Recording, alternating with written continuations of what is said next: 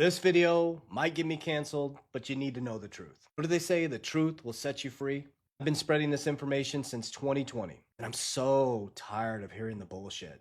Every time you mention crypto, it's a fraud, it's going to zero. Did you hear that guy that said, if you knew who created it, it's going to zero? You hear this over and over and over again. What happens is people make decisions based on that. And of course, all these people are entitled to their opinion. But the way I do my investments is based on logic. Not hype, not hopium, not some clip off the internet, but off real information. So what I'm going to do today is I'm going to take you deep into BlackRock's infrastructure and how deep they are in cryptocurrency. Now remember, let's go back a little bit. Larry Fink is the same asset manager that runs BlackRock that told you. Now remember, they're the largest asset manager in the world, 11 trillion under management. Let that digest. They're bigger than most countries' GDP. He told you that Bitcoin's used for money laundering. But in 2023, all of that changed. I'm about to take you deep and show you how deeply it changed, how they are not only in the infrastructure of Bitcoin, custody, and stablecoins. They are quietly laying the groundwork for them to be fully involved in the cryptocurrency ecosystem. So buckle up, get your pen and paper out, and at the end, you tell me whether you think crypto's going to zero or Bitcoin's going to zero. Okay, so here's the big thesis. BlackRock is not buying crypto. BlackRock is building the institutional plumbing layer for Bitcoin exposure, stablecoin reserves, tokenized money markets, 24/7 liquidity rails. This is not speculation anymore, guys. This is financial infrastructure integration. So there's three strategic lanes that they're taking over. Number one is Bitcoin wrapping through IBIT. That's regulatory access to Bitcoin. Stablecoin reserve engine through USDC and Circle. BlackRock manages part of the backing of that system. And tokenized cash layer. Build fund. Of on-chain institutional money fund that's integrated with USDC. All three lanes connect, and I'm going to break it all down for you. Hopefully I can do it in 10 minutes. So first is BlackRock's Bitcoin machine. So they have what's called IBIT, iShares Bitcoin Trust. Spot Bitcoin ETF holds real Bitcoin. Shares are traded on the stock exchange. It gives people regulated access to Bitcoin through IBIT. If investors don't touch Bitcoin directly, they get exposure to the price appreciation and depreciation. So this is Bitcoin inside a regulatory wrapper, but BlackRock holds the Bitcoin. So here's the key entities. BlackRock is the sponsor. Coinbase is a custodian. The agent that executes this is Coinbase Prime. The large banks and broker-dealers are the ones that hustle this, and the market makers provide liquidity. BlackRock does not custody Bitcoin. Coinbase holds the Bitcoin. Now you have BlackRock and Coinbase connected. That's not the only connection.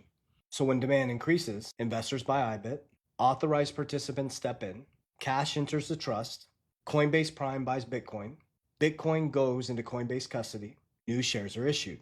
So more IBIT shares, more Bitcoin purchased. So Coinbase is the custodian for the IBIT Bitcoin. So this represents structural dependency. So now we go into the stablecoin market. You got BlackRock, USDC, and Circle. Write that down.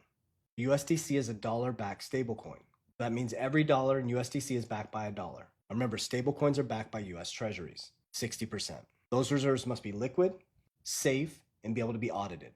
This is where BlackRock enters the picture. The Circle Reserve Fund. BlackRock manages the Circle Reserve Fund.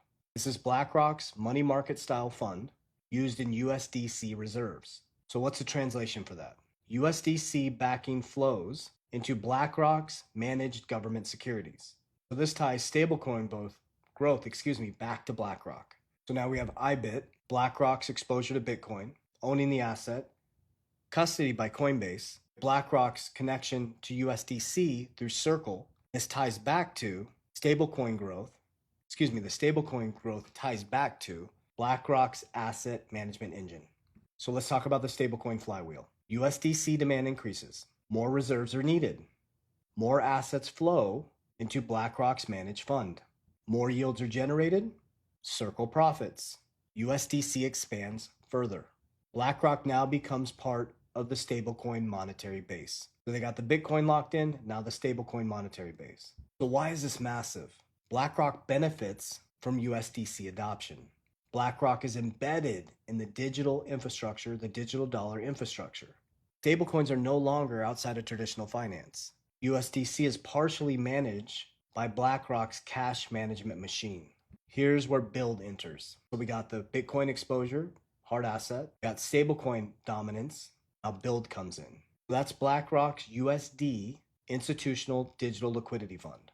So it's a tokenized institutional money fund built on blockchain, backed by short-term treasuries. Are you seeing the picture with my content?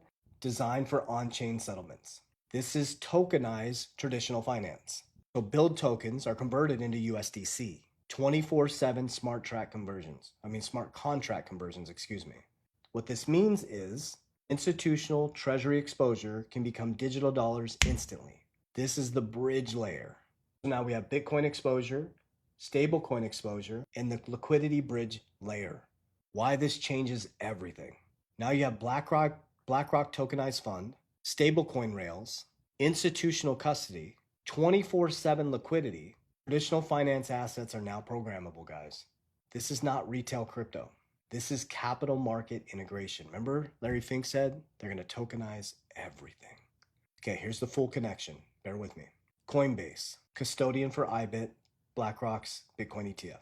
Major USDC ecosystem player, and the institutional crypto gateway. BlackRock's role, ETF issuer of IBIT, reserve manager, and tokenized fund issuer Build. Circle comes into play, USDC issuer, partnered with BlackRock, integrated into Build. This is a triangular infrastructural system. So here's the hidden structure. Bitcoin access through IBIT. Coinbase custodies it. Stablecoin backing through Circle goes into BlackRock's reserve fund. We got Bitcoin access, IBIT is custodian by Coinbase. Stablecoin backing, Circle. BlackRock reserve fund. Tokenized cash through Build. Convertible to USDC. Are you seeing it all connecting full circle now? They're dominating the whole system. All roads connect through custody, liquidity, governmental securities, and institutional pipelines being rewired. So BlackRock is not chasing Bitcoin volatility. They're wrapping Bitcoin for institutions, managing the stablecoin reserves, tokenizing governmental debt. They trumped everybody, guys. Save the US dollar 2.0, stablecoin 2.0, US dollar 2.0. They're building 24/7 payment rails. This is preparation for the new digital infrastructure, the new system that you were told was a fraud. So here's the bigger macro implications. If stablecoins scale globally, tokenized treasuries grow. Bitcoin becomes institutional collateral. Remember when the Russian parliament said that Trump was going to pull all the debt up into the crypto cloud? Well, here you go. Here's the infrastructure being built. And BlackRock's at the center of all of it. Custody, liquidity, the yield, the settlement, they become the infrastructural layer. So there you go. This is why it matters for you. This is not about hype coins. This is about payment, monetization, tokenization of all assets, ETF demand cycles, institutional liquidity flows. What you should be watching for is IBIT inflows, USDC market cap, tokenized treasury growth, and Coinbase institutional activity. Now you can't say no anymore. It's that you don't know. You'll never have an opportunity like this to be involved in the rails. Warriors, guys, get your shit together. God bless you. Love you.